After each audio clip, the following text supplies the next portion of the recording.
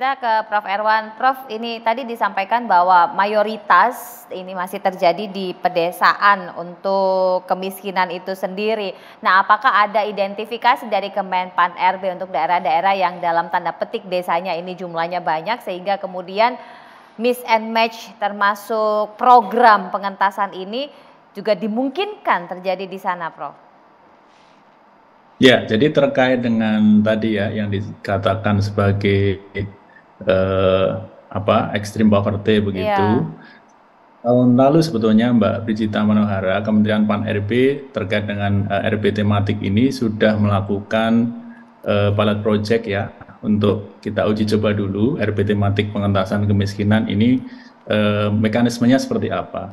Nah, itu kami uji coba yang pertama di batch pertama itu di 3 provinsi masing-masing kabupaten dan kota, Jawa Barat, kemudian DIY dan Jawa Timur. Nah, setelah itu kita pelajari modelingnya, kemudian kita perluas di 23 daerah kabupaten yang tadi disebut sebagai memiliki kemiskinan ekstrim gitu ya. Jadi kita ingin lihat sebetulnya bagaimana reformasi birokrasi yang dilakukan oleh daerah itu bisa kemudian mencari simbol-simbol persoalannya gitu ya, kemudian diurai secara langsung dengan mengurai persoalan penanganan kemiskinan di daerah, termasuk yang daerah punya angka kemiskinan ekstrim tinggi itu, kita berharap nanti penurunan angka kemiskinan itu menjadi lebih signifikan, termasuk kemudian ikut membantu apa yang menjadi prioritas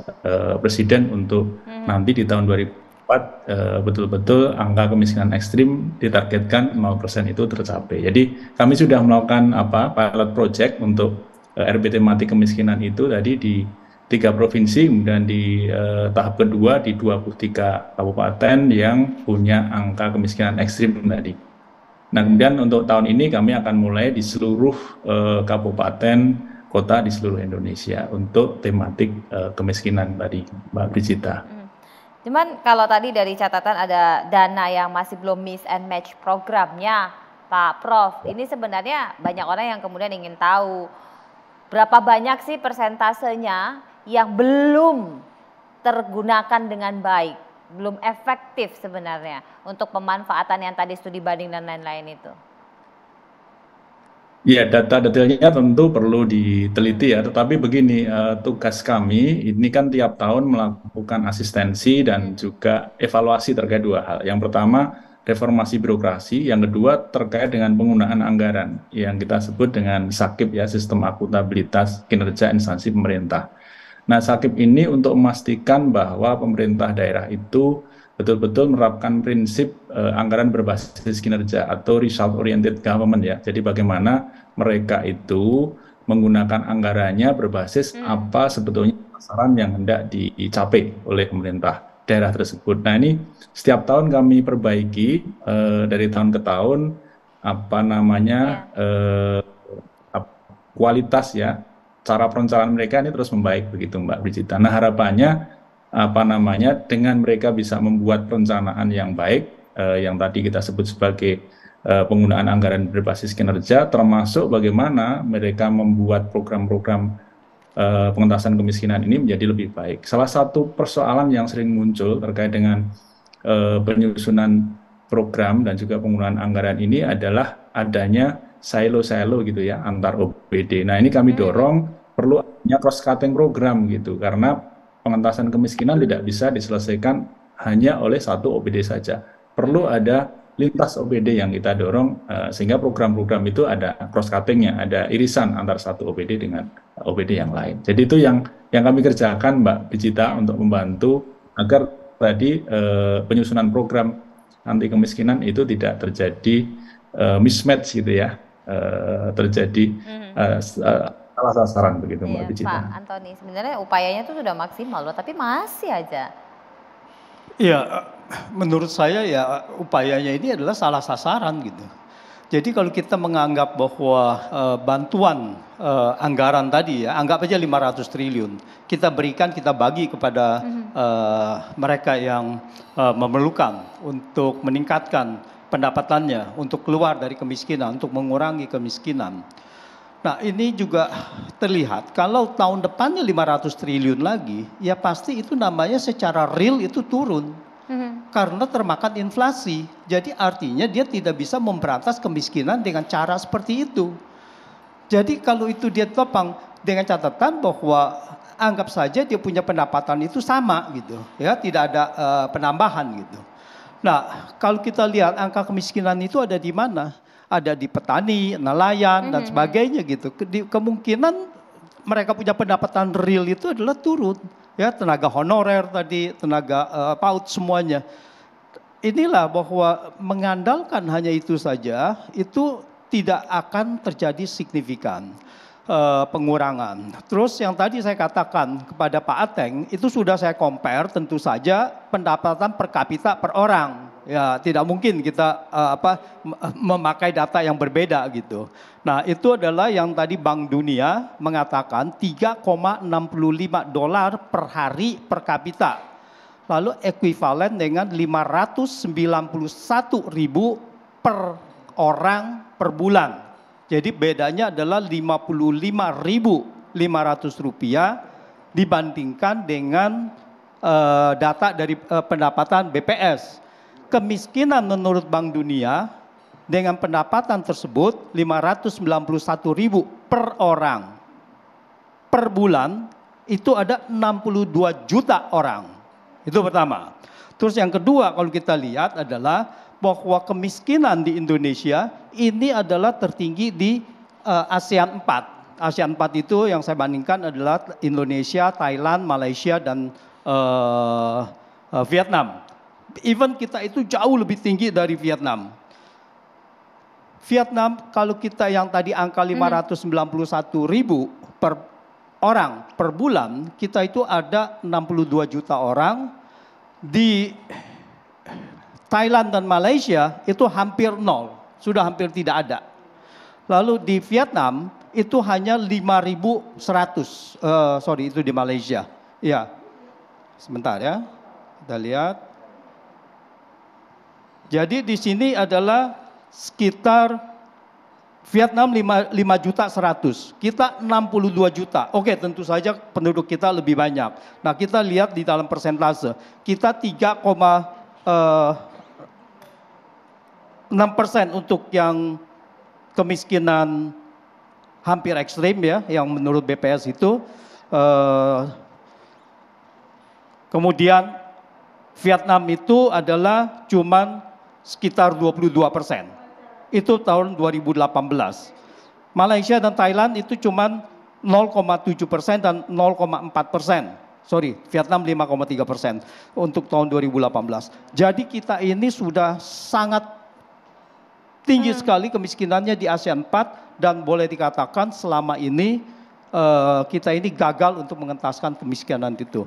Jadi kalau kita lihat kemiskinan di Indonesia dengan pendapatan $6,85 atau 1,1 juta rupiah lah ya, 1,1 juta rupiah per orang per bulan.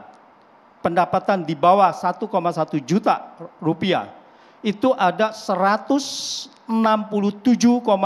juta orang atau 60,7% menurut Bank Dunia.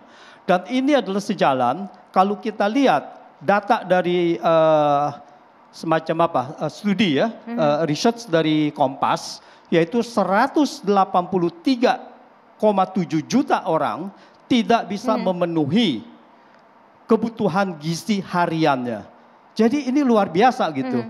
Jadi menurut saya ini adalah suatu permasalahan yang serius, di mana bahwa rakyat Indonesia ini tidak bisa untuk dibuat miskin seperti ini gitu, tidak ada penanganan yang sangat serius gitu. Tadi yang dikatakan pasal 34 dan sebagainya tidak jalan gitu.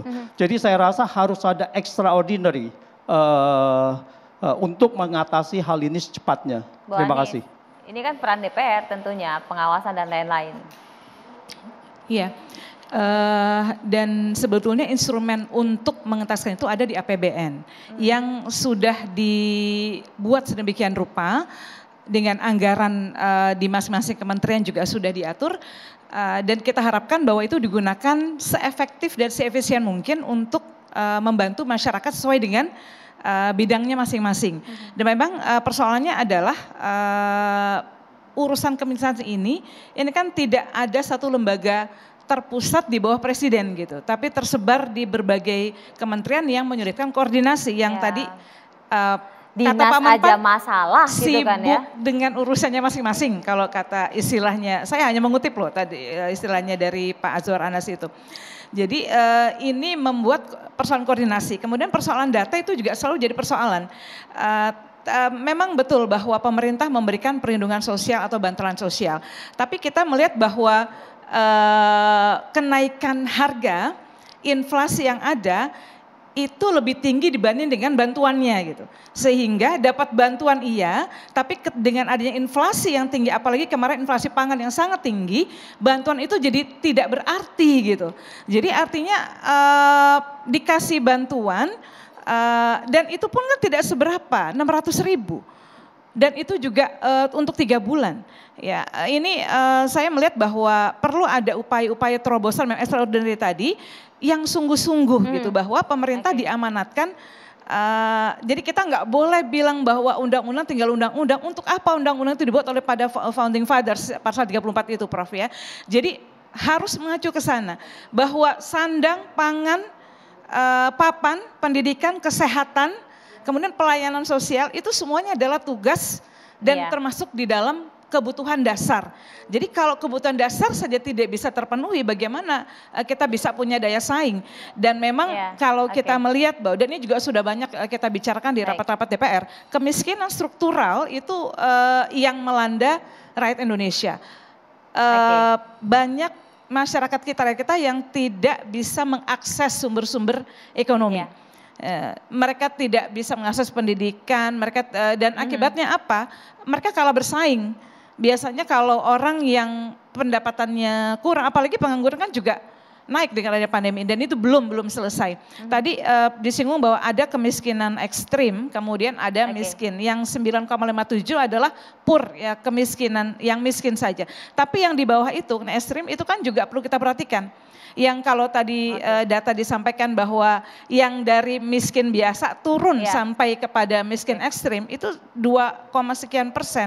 Ini harus jadi perhatian bahwa program-program itu ternyata belum mampu mengangkat masyarakat untuk bisa hidup lebih baik ya. Dan bahkan yang lebih jadi gini, jangan hanya kemiskinan tidak boleh hanya dilihatkan sebagai sebuah angka. Ya, jadi ketika memang angkanya turun kemudian sudah ini, tapi saya kira ini harus lihat di lapangannya dan kita harus berupaya dengan sungguh mengingatkan. Kalau DPR tugasnya adalah pengawasan dan itu sudah dilakukan dan hampir setiap rapat itu kita ingatkan. Ini ngeri juga kalau kembalinya ke data, kita sebenarnya sudah harus punya satu data tapi belum juga ada sampai sekarang dan masih belum pas untuk bisa memberikan sesuai dengan harapan by name by address itu tadi, supaya tidak ada orang yang kemudian sebenarnya sudah kaya tapi masih dapat bantuan. Nah, bagaimana sebenarnya BPS mengupayakan meminimalkan miss data tersebut? Sesaat lagi tetap bersama kami.